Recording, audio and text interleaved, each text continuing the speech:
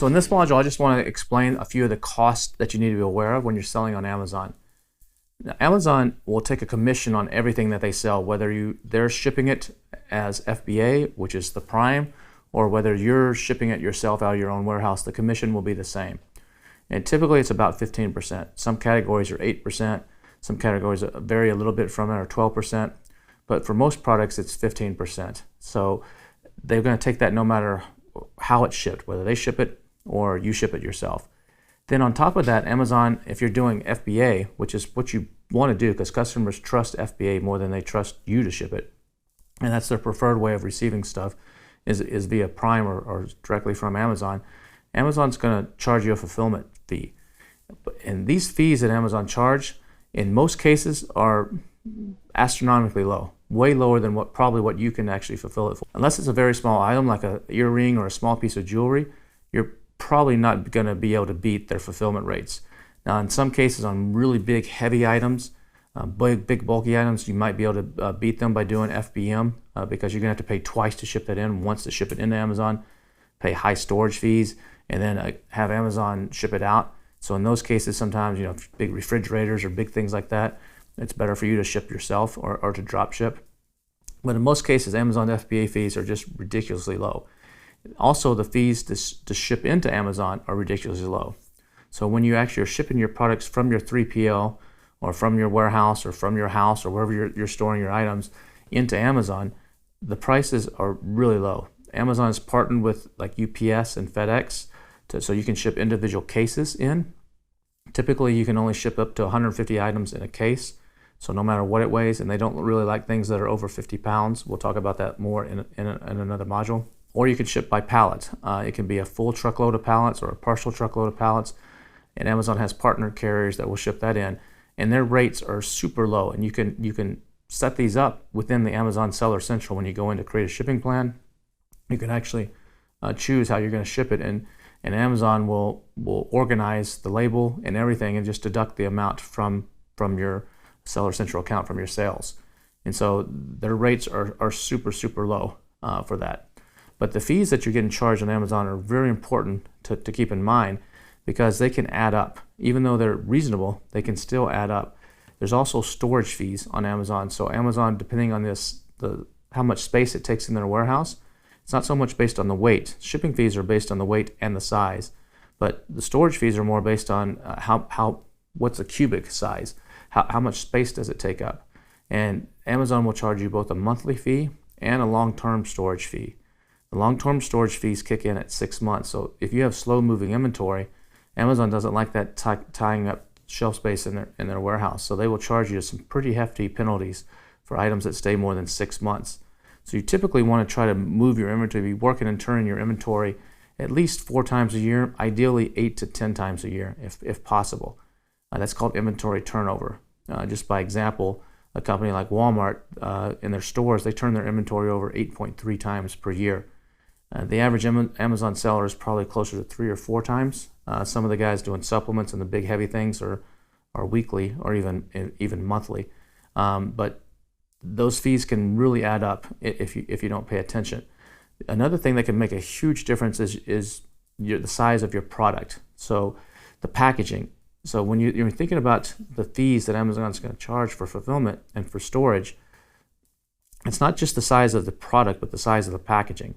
The size of the packaging, even shaving off 1/4 of an inch sometimes can save you $2 or $3 in shipping costs. It can put you in a different tier.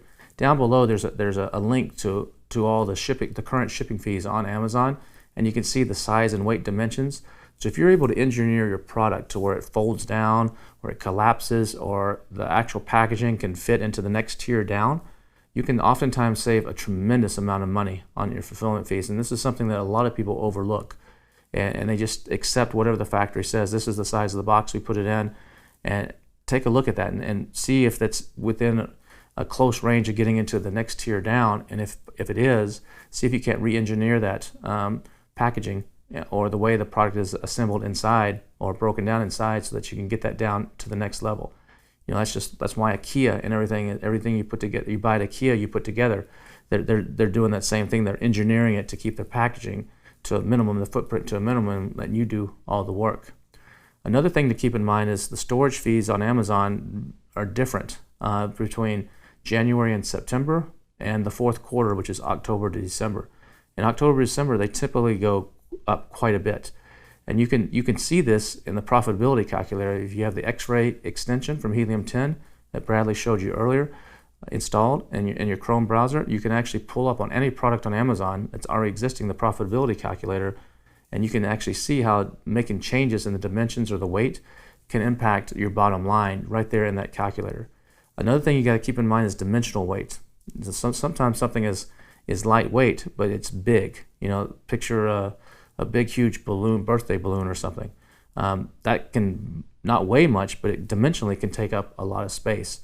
And so Amazon applies dimensional weight to a lot of things too. And so something that's small and lightweight, but is in a big package, can actually sometimes cost more than something that's super heavy and in a smaller package. So keep that in mind too. The shipping and storage fees that Amazon charges can add up quickly. And Amazon really doesn't want to be your warehouse. They want to be a fulfillment center.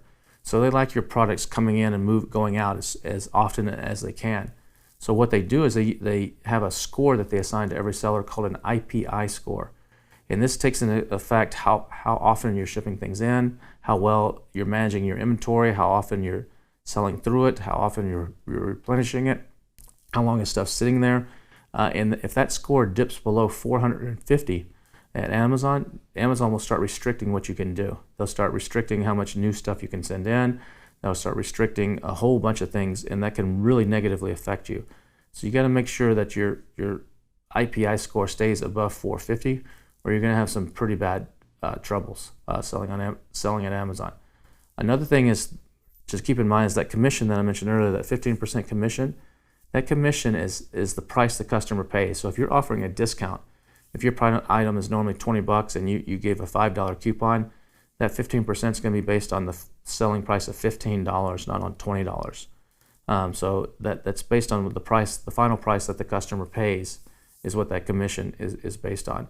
And so keep that in mind too. So if you're running promotions, you're not going to get hit at the full price. What a lot of people are doing now is using what's called a 3PL, a third-party logistics warehouse, where they're storing some of their inventory, and they're having that company either ship that in periodically as needed, or ship it directly to customers if you're doing FBM or you're selling through your own Shopify site or something. In the past, a lot of people would ship everything directly to Amazon, but Amazon's really, they'll still take stuff direct as long as it's within your limits on your account, but they really don't like that. And so setting up a 3PL is going to be very important for you going forward, to not only protect yourself against these storage limits and storage changes that Amazon's constantly making, but also to give you a backup plan in the case that you run out of stock or something takes a while to check in at Amazon. It can take a while sometimes for items to get checked in to Amazon. So if you're shipping by truck, by like a semi-truck, sometimes that stuff can take 2 to 4 weeks to actually get checked into Amazon. Versus if you're shipping by UPS or FedEx, it can oftentimes get checked in quicker because Amazon has standing relationships with those shippers. So there's a whole number of factors, but a 3PL can help you organize all that and make sure that you stay in stock and you keep that IPI score above 450 so you don't have any problems selling. So those are just a few of the things you got to consider on the fees that Amazon charges you to sell. We'll talk to you again in the next module.